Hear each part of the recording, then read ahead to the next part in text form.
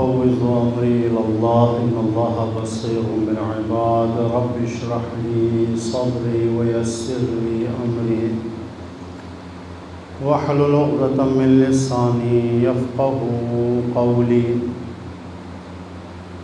بسم الله الرحمن الرحيم الحمد لله رب العالمين والصلاة والسلام على أشرف الأنبياء والمرسلين وعلى آله الطيبين الطاهرين المعصومين المنتجبين ولعنة الله على أعدائهم أجمعين من يومنا هذا إلى لقاء يوم الدين والسلام علينا وعلى عباد الله الصالحين أما بعد فقد قال رسول الله صلى الله عليه وآله إن الحسين مصباح الهدى وسفينة النجاة صلوات پڑھیے محمد و آل محمد۔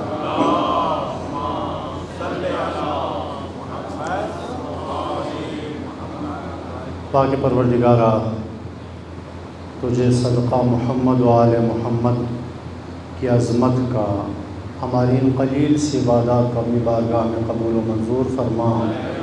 پاک پروردگارا یکم محرم الحرام سے لے کر اب تک ہم نے ان عزاداریوں میں شرکت کیے ہیں، مومنین نے شرکت کیے ہیں، مالی حوالے سے، ہر حوالے سے، کسی نے منقبت پڑھ کے، کسی نے مرثیہ پڑھ کے، کسی نے اپنے تقاریر کے ذریعے سے، کسی نے ماتمداری کے ذریعے سے، کسی نے مالی تعاون کیا۔ پاک پروردگارا ہماری ان کاوشوں کو اپنی بارگاہ میں قبول و منظور فرما۔ پاک پروردگار ان عزاداریوں کو ہماری نجات کا ذریعہ قرار فرما۔ پاک پروردگار ان عزاداریوں کے طفیل ہمارے مرحومین کی مغفرت فرما، ان کے درجات کو بلند فرما۔ پاک پروردگار ہماری اولاد کو اولاد صالح بننے کی توفیق عطا فرما۔ پاک پروردگار ان مجالس کے صدقے میں، ان اذکار کے صدقے میں مریضہ کو شفاء کلیہ و عاجل عنایت فرما۔ مخصوصاً کچھ ہمارے خانوادے میں مریض حضرات مریضاں ہیں، پاک پروردگارا سید زادیاں مریض ہیں، بحق بیمار کربلا انہیں شفاء کامل و عاجل عطا فرما۔ پاک پروردگارا جس طرح تو نے دنیا میں محبت محمد و آل محمد سے ہمیں نوازا ہے، کل بروز قیامت ان کی شفاعت سے ہمیں بہرمند فرما۔ پاک پروردگارا زمانے کے سلطان امام زمان عجل اللہ تعالی فرجہ الشریف کے ظہور میں تعجیل فرما، ان کے اعوان و انصار میں شامل ہونے کی ہمیں توفیق عنایت فرما۔ ہمارے ان دعاؤں کو اپنی بارگاہ میں قبول فرما، ہمارے ان گناہگار ہاتھوں کو اپنی بارگاہ سے مایوس نہ فرما۔ دعاؤں کی قبولیت کے لیے سب مل کے بلند آواز سے صلوات۔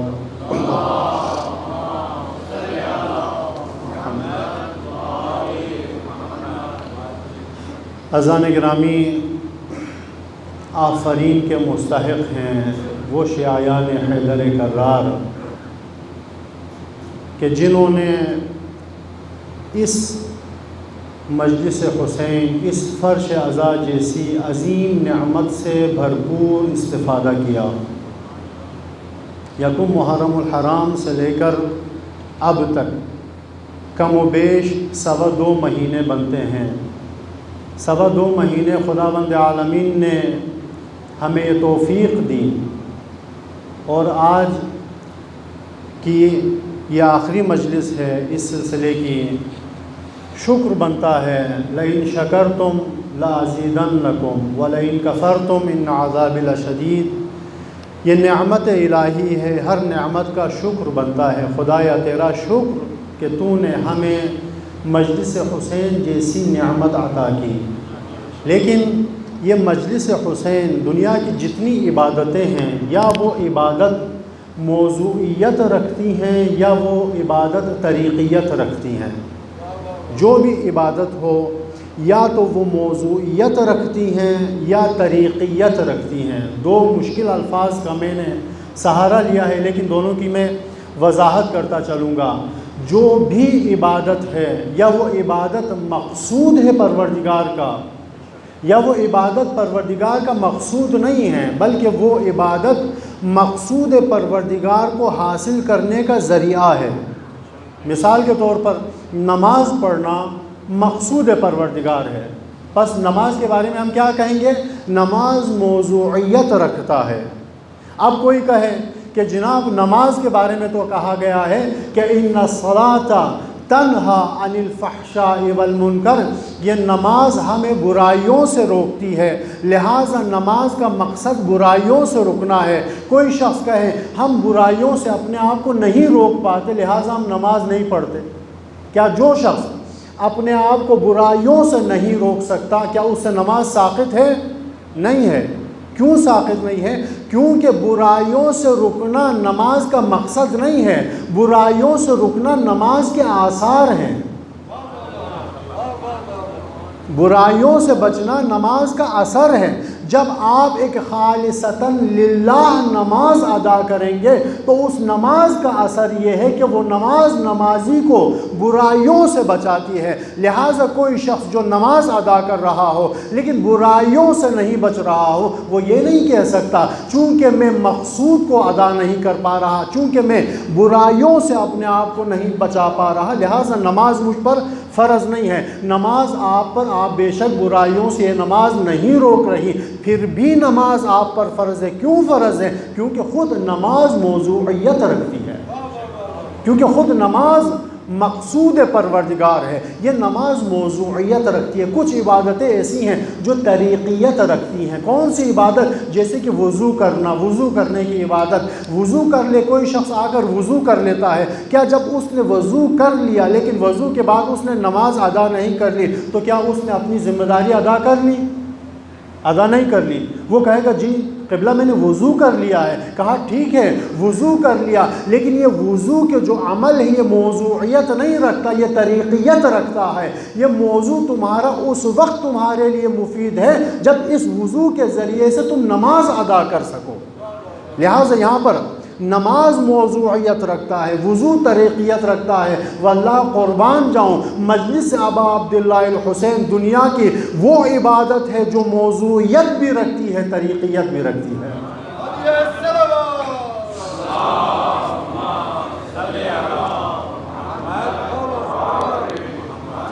خود مجلس کو ادا کرنا مقصود پروردگار ہے، تبھی فرمایا کہ من بکا، جو آ کر اس مجلس میں ایک معرفت کے ساتھ آنسو بہائے، خدا اسے جنت کا مستحق قرار دیتا ہے۔ آیت اللہ بہجت کا ایک جملہ بڑا مشہور ہوا تھا، فرما رہے تھے کہ جب تم اپنے گھر سے مجلس حسین میں شرکت کرنے کی نیت سے نکلو تو کبھی یہ سوچ کر نہ نکلنا کہ میں مجلس میں جا رہا ہوں، بلکہ یہ سوچ کر نکلنا کہ میں کربلا جا رہا ہوں۔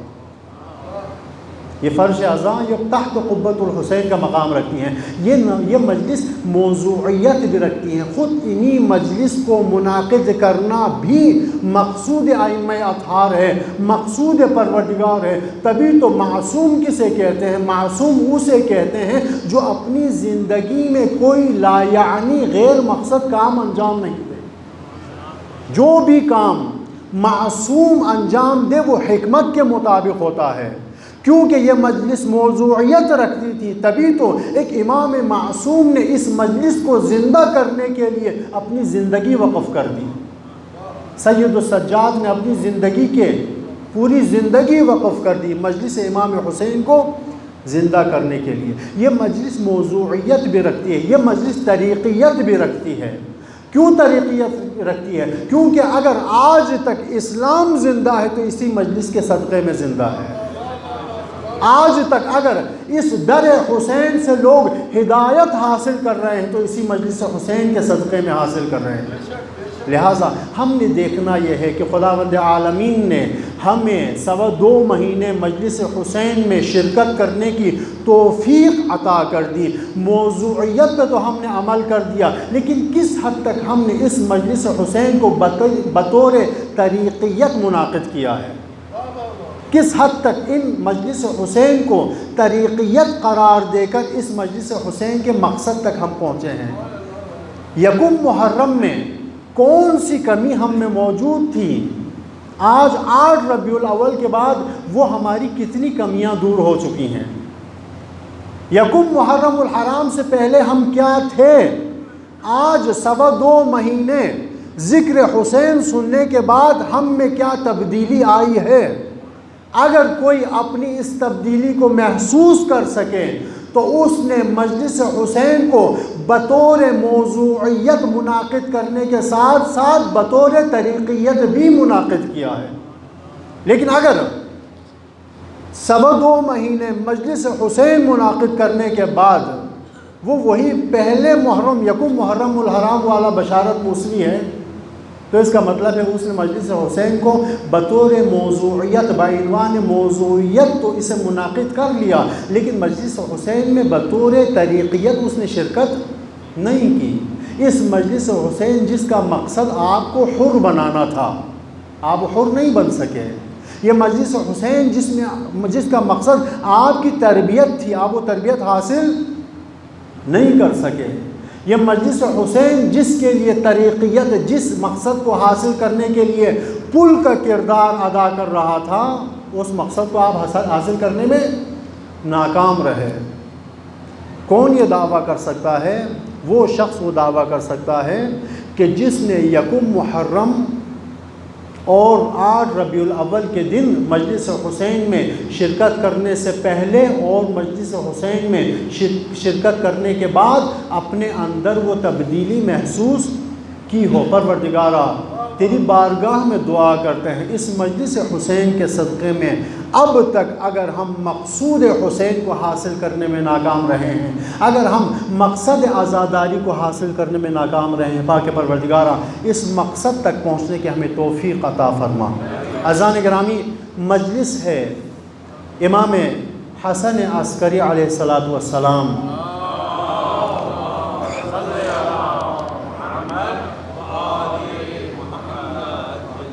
ایک اپنے آپ کو پابند کیا ہوا ہے ایک چیز پر کہ جس ہستی کی مجلس ہو ذکر بھی اسی ہستی کی ہونی چاہیے۔ آج ماشاءاللہ سے آپ دیکھیں ہماری اولاد میں، ہمارے اپنے بچوں میں، جب ہم دعویٰ کے حساب سے تو 14 امامی ہیں، 14 امامی ہیں، ہم 14 معصوم کو ماننے والے ہیں، 12 امام کو ماننے والے ہیں، لیکن پریکٹیکلی اگر دیکھا جائے تو ہم میں سے کوئی 2 امامی ہے، کوئی 3 امامی ہے، زیادہ سے زیادہ بہت پڑھا لکھا ہو تو وہ 5 امامی ہے، وہ پنجتنی ہے۔ جب چھٹے امام کا اس سے ذکر سنا جائے، ہم میں سے کتنے لوگ ایسے ہیں جو فوراً آ کر یہاں پہ چھٹے امام کے بارے میں 6 منٹ گفتگو کر سکیں، جو آ کر 7ویں امام کے بارے میں 7 منٹ گفتگو کر سکیں؟ کتنے ہم میں سے ایسے ہیں؟ یقیناً بہت کم ہے۔ فالٹ کہاں پر ہے؟ فالٹ ہمارا یہ ہے کہ جو بھی مجلس ہو اس مجلس میں ہم صاحب مجلس کو نہیں دیکھتے۔ حق یہ بنتا ہے کہ جس معصوم کے نام پر مجلس منعقد ہو جائے اس مجلس میں اس معصوم کی سیرت کا حق ادا ہونا چاہیے۔ لیکن ہمارے پاس ایک بہت اچھا اور آسان سا فارمولہ ہے۔ فارمولہ کیا ہے جی؟ جو بھی ذاکر آ جائے، عالم آ جائے، مجھ جیسا ایک عام سا ایک عالم بھی ہو، آ کر اس کے پاس ایک اچھا بہانہ ہوتا ہے۔ بہانہ کیا ہوتا ہے؟ ممبر پہ آگے آنے کے بعد اولنا محمد، آخرنا محمد، کلنا محمد، بس کسی ایک محمد کا ذکر چھیڑ کر جنگ خندق و خیبر کا ذکر چھوڑ کر ہم اس ممبر کو ترک کر دیتے ہیں، جس کا اثر کیا ہوتا ہے؟ ہماری اولاد کو خیبر کا علم ہوتا ہے، خندق کا علم ہوتا ہے، اس کو مولا متقیان کی جنگوں کا علم ہوتا ہے، امام دوم کی فضیلت کا اس کو علم ہوتا ہے، امام حسین کی سیرت وہ بتا سکتا ہے، امام سید الساجدین کی سیرت وہ بیان کر سکتا ہے۔ لیکن جب اس سے پوچھا جائے کہ امام محمد باقر کی والدہ کا کیا نام تھا، وہ ہماری اولاد رہ جاتی ہے۔ مسئلہ ہماری مجالس میں ہے، ہم پابند کریں، مجھے بھی پابند کرنا چاہیے، ہر عالم کو، ہر ذاکر کو بھی اپنے آپ کو پابند کر دینا چاہیے کہ جس امام کی مجلس ہو کم سے کم اس امام کی مجلس میں اسی امام کی سیرت طیبہ پر گفتگو کی جائے۔ انشاءاللہ آج میں امام حسن عسکری علیہ السلام کی سیرت طیبہ پر مختصر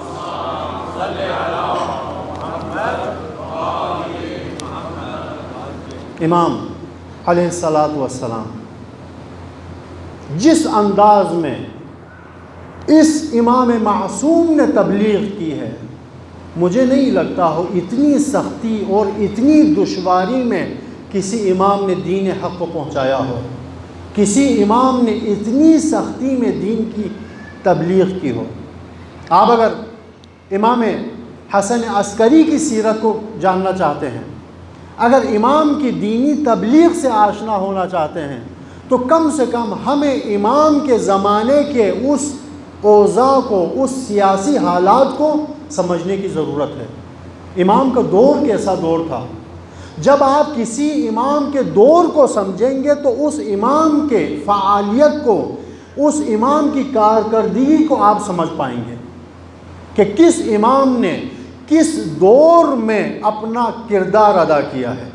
تبھی ایک کتاب بہت ہی خوبصورت رہبر معظم حضرت آیت اللہ العظمیٰ خامنائی نے لکھی ہے، بہت خوبصورت کتاب ہے، انسان 250 سالہ، 250 سالہ ایک انسان، جس کا الحمدللہ آپ لوگوں کی خوش قسمتی ہے کہ اردو میں ترجمہ بھی ہو چکا ہے۔ اگر ہم اسی کتاب کا مطالعہ کریں ایک دفعہ تو ہمیں اندازہ ہو کہ معصومین نے اپنے دور میں کس انداز میں دین حقہ کی تبلیغ کی ہے۔ چھٹے امام کی اگر آپ تبلیغ کا انداز، چھٹے امام کی دین اسلام کی خدمت کو اگر آپ سمجھنا چاہتے ہیں، 11ویں امام کی تبلیغ کا انداز، 11ویں امام کی خدمات، 11ویں امام کی زحمتوں سے اگر آپ آشنا ہونا چاہتے ہیں، ایک مرتبہ آئے 11ویں امام کے دور کو ذرا آپ انالائز کریں، ان کے دور پر آپ ذرا گفتگو کریں، ان کے دور کو سمجھنے کی آپ کوشش کریں کہ 11ویں امام کا دور کیسا دور تھا۔ 11ویں امام کا دور، اس میں سب سے پہلا جو فالٹ موجود تھا، سب سے پہلی جو سختی موجود تھی، وہ یہ تھی کہ 11ویں امام نے عباسی دور حکومت کے 3 خلفاء کے زمانے میں زندگی گزاری ہے۔ ایک سب سے پہلے معتز باللہ، اس کے بعد مہتدی باللہ، محتد باللہ، اس کے بعد معتمد باللہ۔ یہ 3 بنی عباس کے دور کے حکمران تھے، لیکن اس سے بڑھ کر مصیبت یہ تھی کہ یہ جتنے حکمران بنی عباس کے یا بنی امیہ کے گزرے ہیں، ان تمام حکمرانوں میں سے سب سے زیادہ بے اختیار ترین حکمران تھے۔ یعنی ایک طرح سے دیکھا جائے کہ ظاہری طور پر خلافت انہیں ملی ہوئی تھی، لیکن اس وقت قدرت اور طاقت ترک لوگوں کے پاس تھی۔ پہلا مسئلہ یہ تھا، 3 بنی عباس کے خلفاء، لیکن تینوں کے ہاتھوں میں اختیارات موجود نہیں تھے۔ اختیارات اس زمانے میں موجود اسٹیبلشمنٹ کے پاس تھے جو ترک کے لوگوں کا تھا۔ یہ پہلی مصیبت تھی اس دور کی۔ صلوات پڑھیے گا محمد و آل محمد پر۔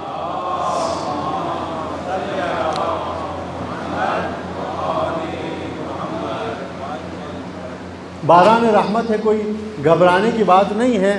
استجابت دعا کی فرماتے ہیں کہ جب باران رحمت نازل ہو رہی ہو تو تم دعا کرو، پروردگار تمہاری دعاؤں کو قبول کرتا ہے۔ تو باران رحمت کا وقت ہے، یقیناً ہماری مجالس بھی قبول ہوں گی، اور مخصوصاً ہم آج اس معصوم امام کا ذکر کر رہے ہیں کہ جس معصوم امام کا ذکر سال میں یا اس کی ولادت کے دن ہوتا ہے یا اس کی شہادت کا دن ہوتا ہے۔ بہت مظلوم امام ہے۔ امام کے دور میں سب سے پہلی پریشانی 3 خلفائے بنی عباس کہ جن کی بھی طاقت، جس کے دور میں بھی طاقت ترک لوگوں کے پاس تھی۔ دوسری پریشانی کیا تھی امام کے دور میں؟ دوسری پریشانی یہ تھی کہ اس زمانے میں 11ویں امام حسن عسکری کے دور میں تشیع، شیعیت پھیل رہی تھی، شیعیت گسترش کی حالت میں تھی۔ قم شیعیت کا مرکز بن چکا تھا، نیشابور شیعوں کا مرکز بن چکا تھا، اہواز شیعوں کا مرکز بن چکا تھا، بیحق شیعوں کا مرکز بن چکا تھا، بغداد شیعوں کا مرکز بن چکا تھا، اور وہاں پر بھی ہم جیسے عام شیعہ نہیں تھے، مقتدر شیعہ تھے، علم دوست شیعہ تھے، امام کی معرفت والے شیعہ تھے۔ لہٰذا اس زمانے میں موجود جو اسٹیبلشمنٹ تھی اس کو اس زمانے میں موجود شیعیت اور تشیع سے بھی خطرہ تھا۔ یہ دو پریشانیاں امام کی زندگی میں تھی۔ پہلی پریشانی کیا تھی کہ خلافت بنی عباس کے ان 3 خلفاء کے ہاتھ میں تھی اور طاقت اور قدرت ترک لوگوں کے پاس تھی۔ دوسری پریشانی یہ تھی کہ شیعیت پھیل رہی تھی، تشیع مضبوط ہو رہے تھے شیعہ، اور اسٹیبلشمنٹ کو تشیع سے خطرہ تھا۔ اور تیسری جو پریشانی یہ تھی کہ رسالت مآب کے دور سے جو احادیث سننے میں آ رہی تھی کہ ہمارا آخری ایک حجت آئے گا، آخری حجت ظہور کرے گا جو کہ یملأ الارض قسطا وعدلا کما ملئت ظلم وجورا، وہ زمین کو عدل انصاف سے اس انداز میں بھر دے گا جس انداز میں یہ زمین ظلم و بربریت ظلم و جور سے بھری ہوگی۔ یہ حدیث رسول سے سنتے آ رہے تھے، یہ حدیث مولا متقیان سے سنتے آ رہے تھے۔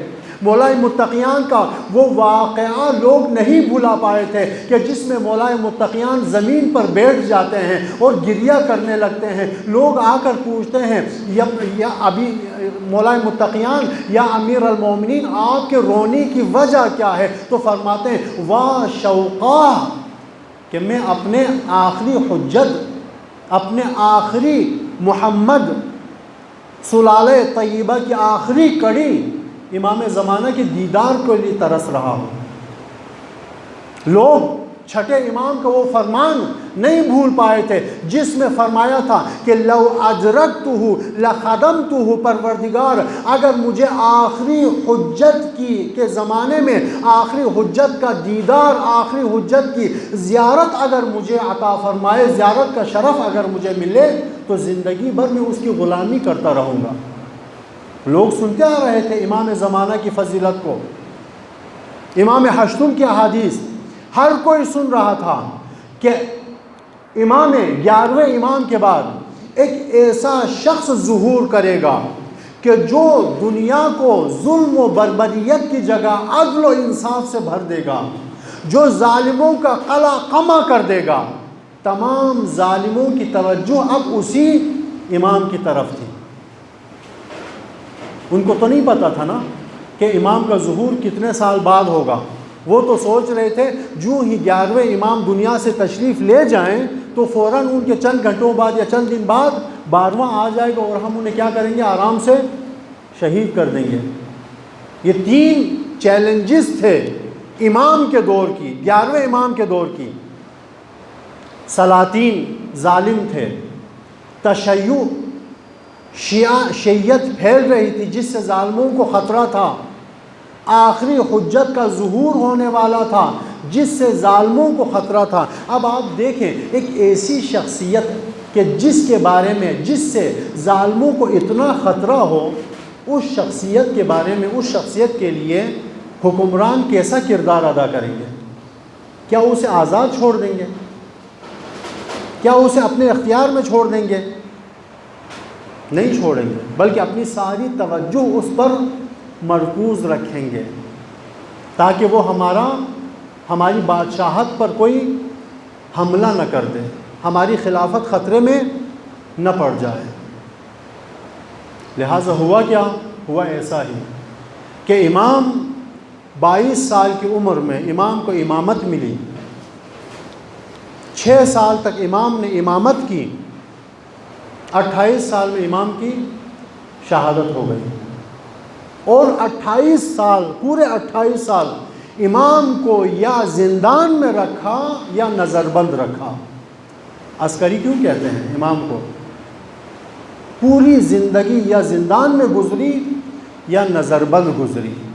زندان میں بھی گزری تو کیسے گزری؟ امام کے صحابی ہیں، کہتے ہیں کہ ہم امام کے ساتھ، امام کے ہمراہ زندان میں موجود تھے۔ روزانہ ہمارا ایک حلقہ لگتا تھا، ہم آپس میں جمع ہوتے تھے، امام سے سوال کرتے تھے، امام ہمارے سوالوں کا جواب دیتے تھے۔ ایک مرتبہ ایک شیعہ نے امام کے، ایک صحابی نے امام سے حکومت کے بارے میں سوال کیا، امام نے فوراً اشارہ کر کے فرمایا خاموش، اس طرح کی گفتگو کی جگہ نہیں ہے یہ۔ کہا آقا کیوں؟ ہم تو جیل میں ہیں، یہاں پر تو ہمیں کوئی خطرہ نہیں ہے۔ امام نے فرمایا سامنے دیکھو جیل میں بھی ہمارے لیے جاسوس چھوڑے گئے ہیں۔ صحابی کہتا ہے جب میں نے دیکھا تو ایک ہمارے ساتھ زندان میں موجود ایک شخص ہماری ساری گفتگو لکھ رہا تھا۔ امام جیل میں بھی تھے، وہاں پر بھی جاسوس چھوڑے گئے تھے۔ ایک ایسا ماحول امام کے لیے کریٹ کر دیا گیا تھا، ایسا سخت ماحول، سیاسی حوالے سے سخت ترین ماحول تھا امام حسن عسکری کا۔ لیکن سلام ہو اس فرزند رسول خدا پر جس نے اس ایسے ماحول میں بھی، ایسے پرآشوب دور میں بھی 5 کردار دین مبین اسلام کو پھیلانے کے لیے ایسے ادا کیے کہ جسے کوئی ادا نہیں کر سکا۔ امام نے دین کو پھیلانے کے لیے، دین کو بچانے کے لیے 5 کردار ادا کیے۔ میں دیکھتے ہیں وقت کے دامن میں جتنی گنجائش ہوگی میں ان کردار، امام کے جو کردار ہیں دین کو پھیلانے کے لیے، ان کرداروں کی طرف آپ کی توجہ دلاؤں گا۔ صلوات پڑھیے گا محمد و آل محمد پر۔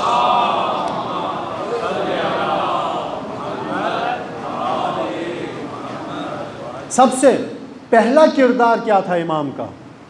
امام کا اس پرآشوب دور میں سب سے پہلا کردار غیبت امام زمانہ کے لیے راہ ہموار کرنا تھا۔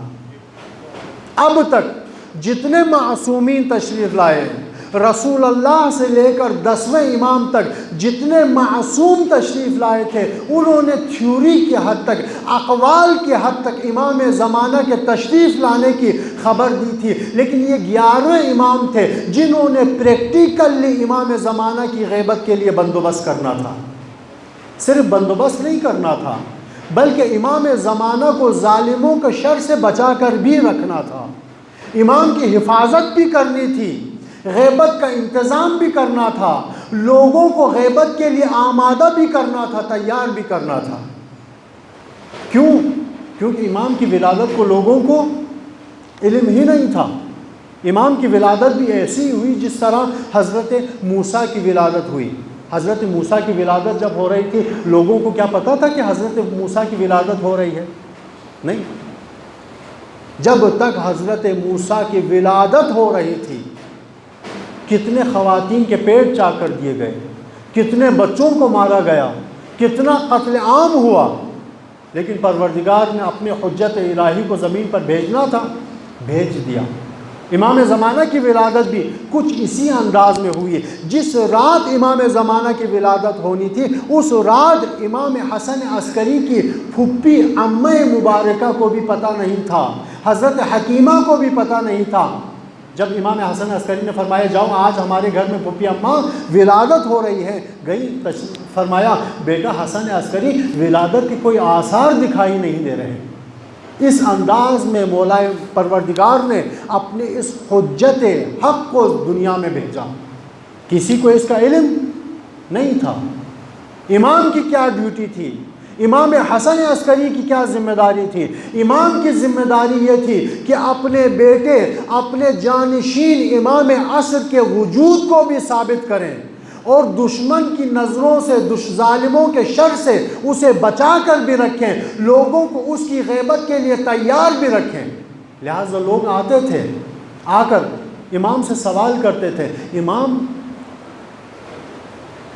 آپ تو امام ہیں، 11ویں امام ہیں، لیکن ہم نے معصوم کی روایت میں سنا ہے کہ امام 12 ہوں گے، آپ کے بعد سلسلہ امامت کا کیا بنے گا؟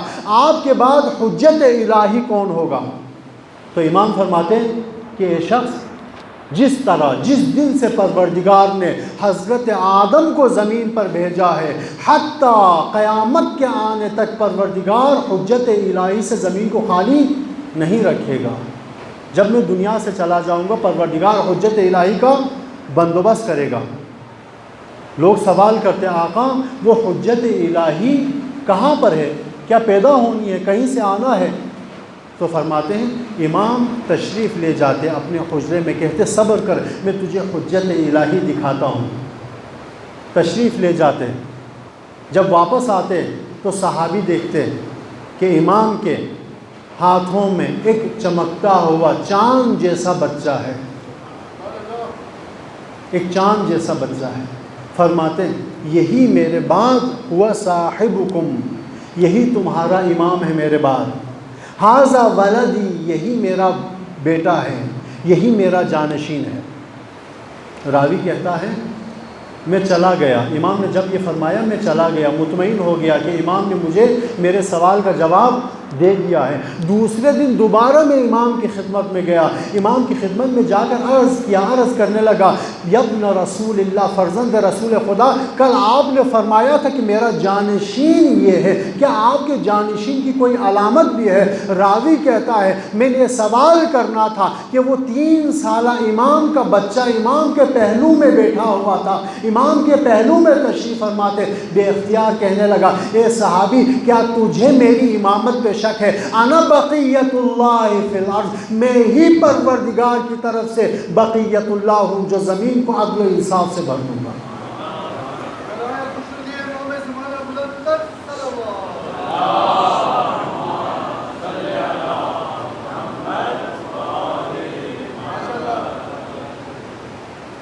امام کی پہلی ذمہ داری لوگوں کو غیبت کے لیے تیار کرنا، فہرستوار میں گزروں گا۔ امام کی دوسری ذمہ داری ایسے ماحول میں اپنے شیعوں کے سوالات کے جوابات دینا، شیعوں کو گمراہی سے بچانا، شیعوں کی ہدایت فرمانا۔ وہ بھی کس انداز میں؟ کیا آج کا ماحول ہے؟ نہیں، اس وقت کا ماحول ہے جب امام کو نظر بند رکھا ہوا ہے۔ ایک شخص ہے کہ جو لکڑیاں بیچتا تھا، لکڑیاں بیچنا اس کا کام تھا، امام کے صحابی میں سے ہی تھا، شاید ابن اسود اس کا نام تھا، ابن اسود کے نام سے مشہور تھا، لکڑیاں توڑ کر لا کر لوگوں کو بیچا کرتا تھا۔ امام کے گھر میں جب تشریف لائے وہ شخص آیا، امام نے اسے ایک عصا پکڑائی، کہا کہ یہ عصا لے جاؤ اور فلان میرے صحابی کو دے کر آ جاؤ۔ وہ آیا، آ کر امام سے عصا لے لی، عصا لے کر اپنی لکڑیاں لے کر جا رہا تھا، راستے میں اس کا ٹکر کسی ایسے شخص سے ہوا جو پانی بیچتا تھا، سقا تھا، سقا سے اس کا ٹکر ہو گیا۔ راستہ اس کا تھا جس طرح آج کل نہیں ہوتا، ایک چوک پہ ادھر سے گاڑی آتی ہے، ادھر سے گاڑی آتی ہے، یہ ڈرائیور کہتا ہے پہلے میں گزروں گا، وہ کہتا ہے پہلے میں گزروں گا۔ یہاں پر بھی کچھ ایسی ہی سچویشن ہو گئی، ابن اسود کہتا ہے میرا حق ہے میں پہلے گزروں گا، وہ سقا کہتا ہے نہیں اب میں گلی میں آ چکا ہوں، اب میں آگے نکل چکا ہوں، میں ہی آگے گزروں گا۔ دونوں میں تھوڑی بہت بحث و گفتگو ہو گئی، اتنے میں ابن اسود کہتا ہے میں نے اس عصا سے اس کے خچر پر مارا، جو ہی عصا سے خچر پر مارا تو وہ عصا جسے میں مضبوط سمجھ رہا تھا وہ عصا فوراً ہی ٹوٹنے لگی، عصا ٹوٹنے لگ گیا۔ میں نے فوراً دیکھا تو اس میں ایک شگاف آ گیا تھا، شگاف کے اندر جب میں نے دیکھا تو عصا کے اندر کاغذ بھرا ہوا تھا۔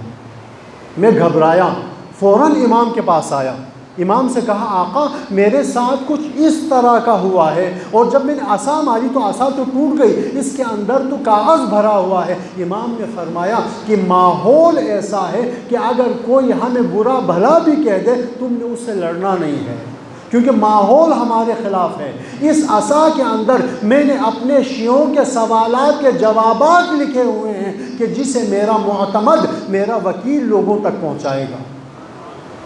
ایک ایسے ماحول میں امام نے لوگوں کی رہنمائی کی۔ کوئی میوہ بیچنے کے بہانے امام کے پاس آتا، لوگوں کے سوالات لے کر آتا اور امام سے مکتوب صورت میں اس کے جوابات لے کر جاتا۔ ایک امام کا صحابی تھا کہ جو تیل بیچتا تھا، تیل بیچنے والا، اس نے وہ ڈبہ جس میں امام کو تیل منتقل کیا جاتا ہے اس کے 2 خانے بنا کر رکھے ہوئے تھے، ایک خانے میں تیل ڈالا کرتا تھا، دوسرے خانے میں امام کے شیعوں کے سوالات رکھ کر لے کر جاتا تھا۔ ایسے عالم میں امام نے لوگوں کی ہدایت فرمائی، ایسے اس انداز میں آقا نے لوگوں کے سوالات کا جواب دیا، لوگوں کو گمراہی سے بچایا۔ امام کا دوسرا کردار لوگوں کی ہدایت۔ امام کا پہلا کردار غیبت کے لیے زمینہ ہموار کرنا۔ امام کا دوسرا کردار لوگوں کو گمراہی سے بچانا۔ امام کا تیسرا کردار لوگوں کی مالی معاونت کرنا، لوگوں کی مدد کرنا۔ سنہ 255 کا واقعہ ہے۔ سنہ 255 یعنی امام علی النقی علیہ الصلاۃ والسلام کی شہادت کی صلوات پڑھے گا۔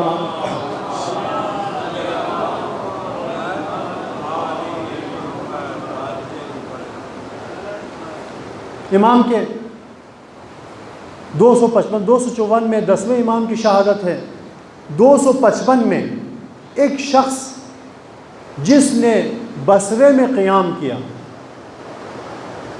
امام اپنے آپ کو امام سے منسوب کرتا تھا، دفاع اہل بیت کے بہانے سے اس نے قیام کیا، لیکن اتنا جھوٹا شخص تھا کہ جس نے قیام کرتے ہی 3 لاکھ افراد کو شہید کیا، 3 لاکھ افراد کو، جس نے خواتین کو 2 درہم میں کنیز بنا کر بیچ دیا،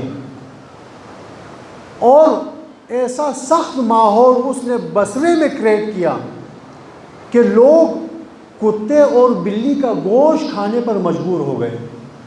جب کوئی مر جاتا تھا تو لوگ اسے دفناتے نہیں تھے، بلکہ اس کی لاش کو تقسیم کر کے لے کر جاتے تھے تاکہ اس سے اپنے کھانے کا بندوبست کر سکیں۔ ایسے میں امام نے اپنے شیعوں کے اپنے نائبین کے ذریعے سے اپنے شیعوں کی مالی معاونت کی۔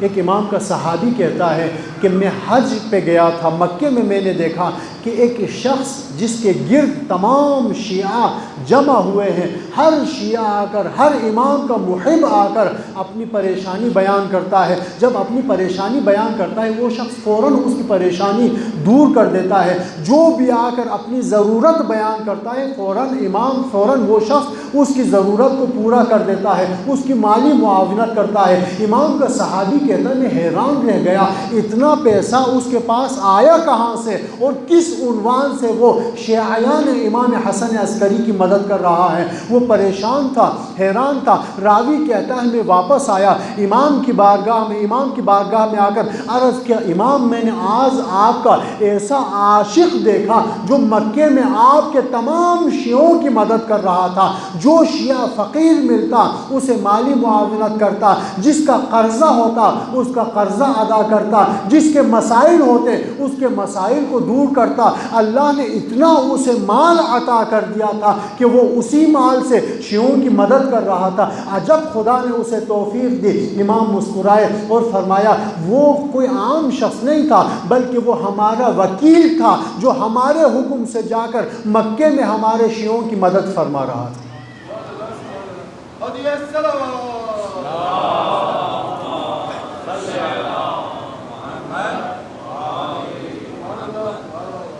امام کا چوتھا کردار، میں تمام کرداروں کو بیان نہیں کروں گا، امام کا آخری، امام کا چوتھا کردار، امام کا چوتھا کردار لوگوں کی تربیت کرنا تھا۔ صرف ایک واقعے سے میں گزروں گا کہ ایک دکان میں، صرافی کی دکان تھی جہاں پر منی ایکسچینج کیا جاتا ہے، وہاں پر چوری کی گئی۔ ایک چور آیا، چور آ کر اس نے دیوار میں سوراخ کر کے دیوار سے اندر جا کر وہ پیسے چوری کرنے لگا۔ جب وہ پیسے سمیٹ رہا تھا اتنے میں وہاں پر پولیس کو خبر ہو گئی، اور اس وقت کے پولیس آ کر خلیفہ کے پولیس آ کر انہوں نے گرفتار کر لیا۔ جب جو ہی گرفتار کر لیا وہ چیخنے لگا، چلانے لگا، عرض کرنے لگا میں مجبور ہوں، مجھے ضرورت ہے۔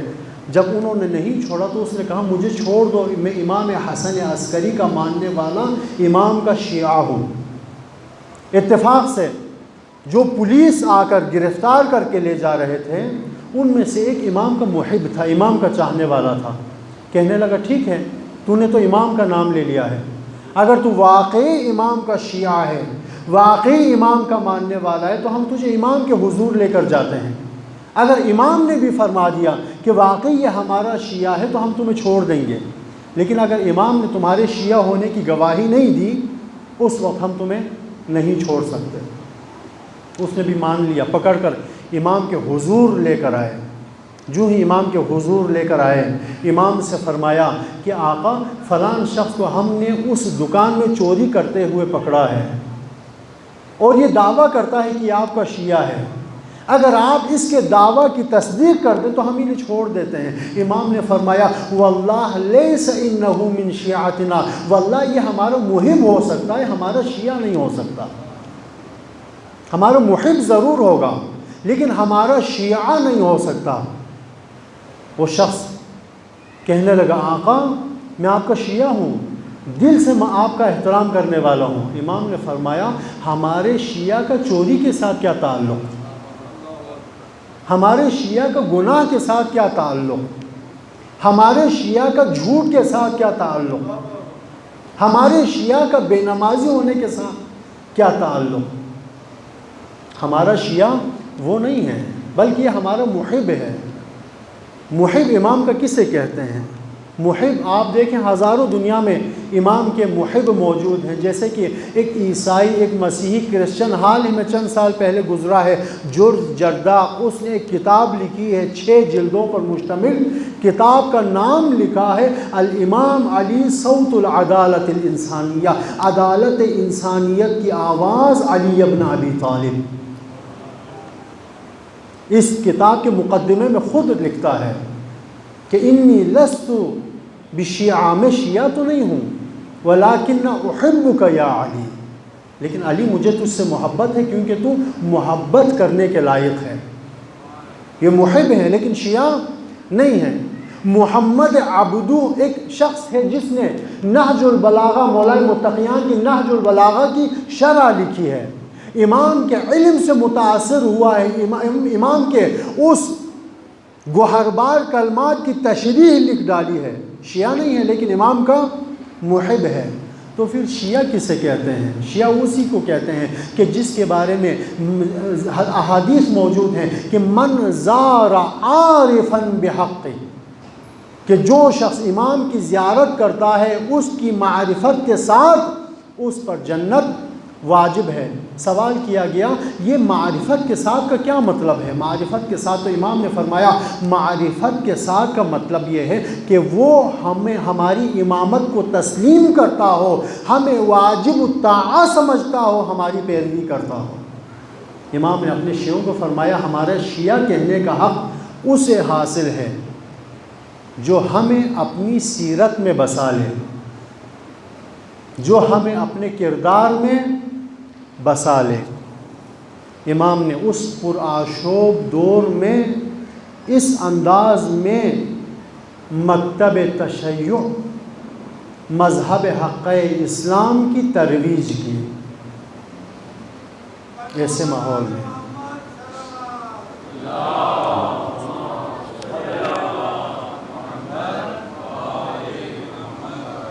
وقت کے دامن میں گنجائش نہیں ہے۔ آج اسی امام کی شہادت کا دن ہے، اسی امام کی شہادت کا دن ہے۔ آج کی مجلس اس حوالے سے بھی منفرد ہے کہ آج کی مجلس کا عزادار ہمارے زمانے کا امام ہے۔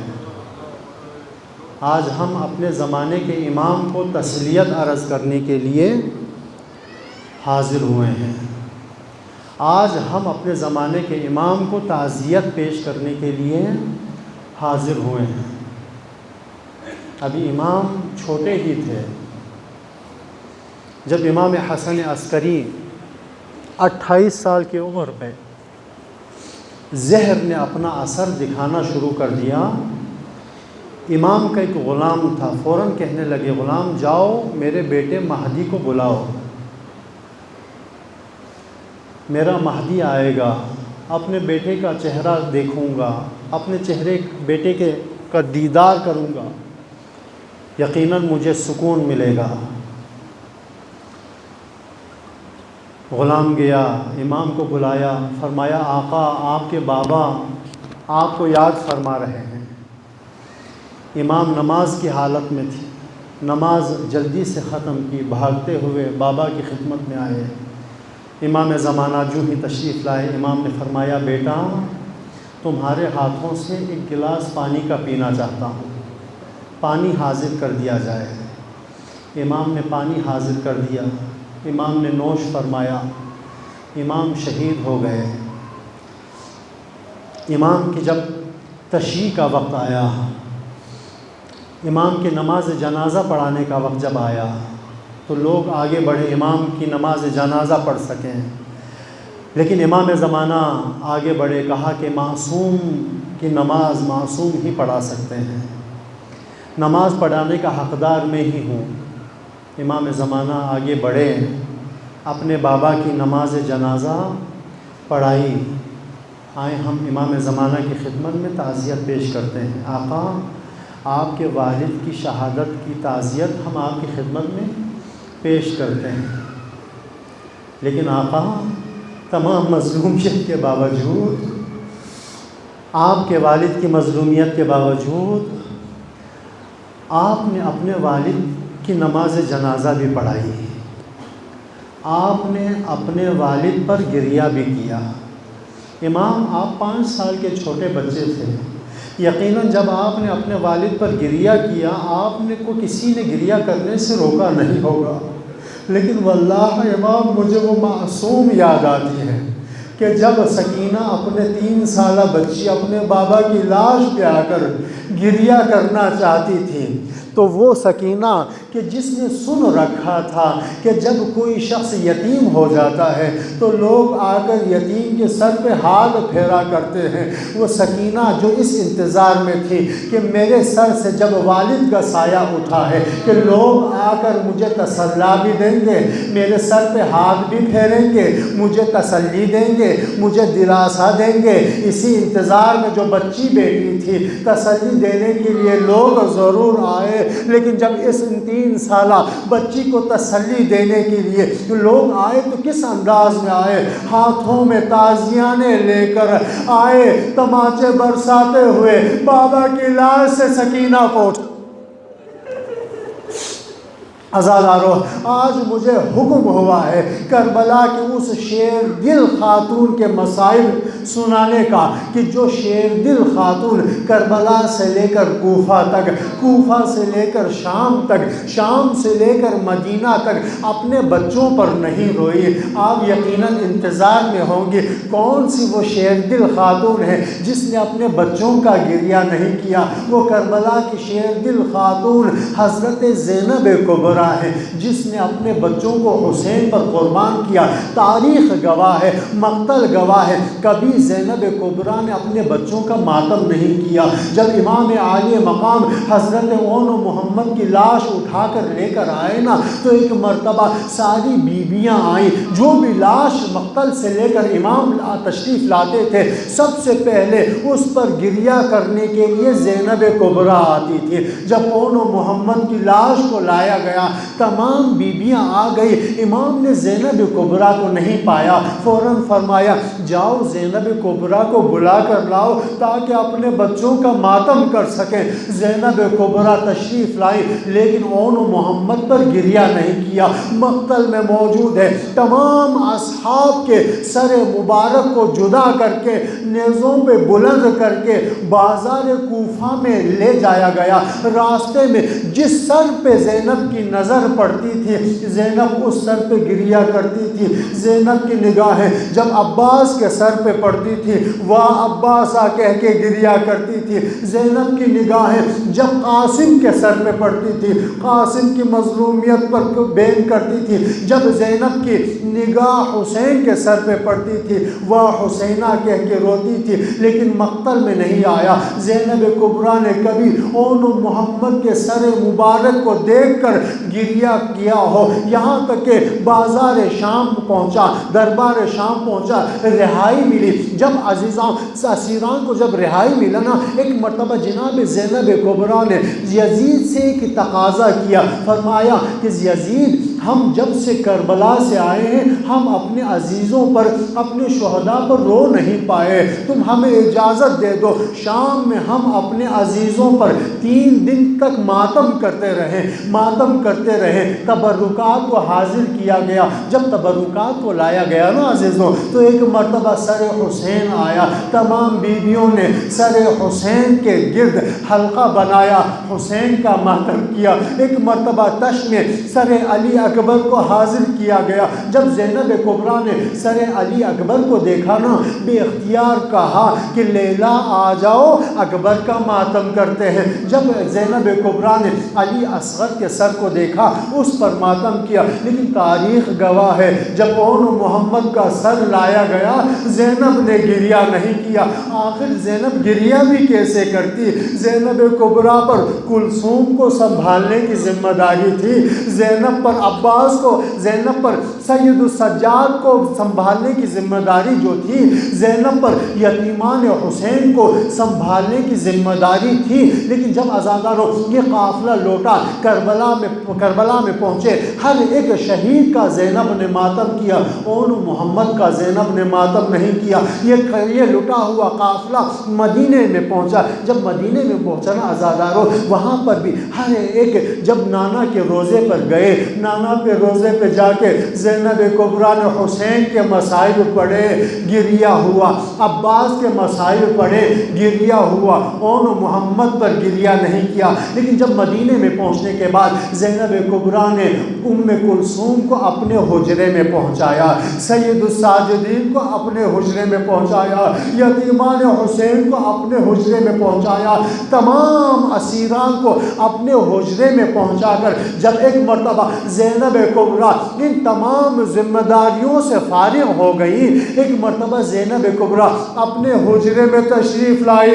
اب جو ہی زینب کبریٰ اپنے حجرے میں تشریف لائی، زینب کبریٰ کی مامتا جاگ اٹھی، جس طرف دیکھتی ہے فرماتی ہے بیٹا اون محمد اپنی ماں کو معاف کرنا، میں کربلا میں بھی تم پر نہ رو سکی، میں شام میں بھی تم پر